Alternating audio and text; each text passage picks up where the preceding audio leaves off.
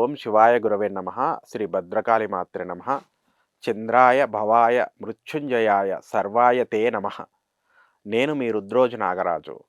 నేటి కాలగమనంలోని ఒక ప్రత్యేకమైన మార్పును మీరు గమనించాలి. తేదీ 12/1/2026 సోమవారము.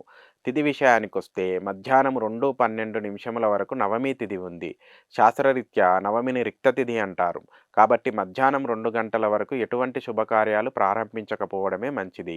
ఆ తదుపరి దశమి ప్రవేశిస్తుంది. ఇది జయతిథి. అప్పటి నుంచి సమయం అద్భుతంగా ఉంటుంది. నక్షత్రము రాహుగ్రహ పాలిత స్వాతి నక్షత్రము. ఇది వ్యాపారాలకు, మార్కెటింగ్ వారికి బాగా కలిసొచ్చే నక్షత్రము. ఇక ఈరోజు ఒక గొప్ప అదృష్టం ఏమిటంటే ఈరోజు వర్జ్యం లేదు.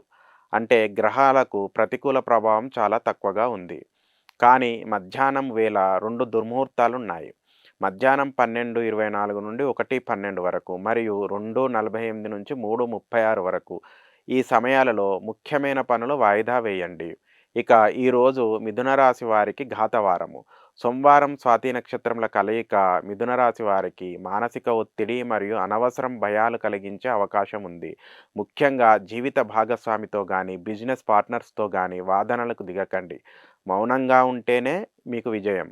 దోష నివారణకు శివాభిషేకం లేదా చంద్రుడి దర్శనం చేసుకోండి. శుభం భూయాత్.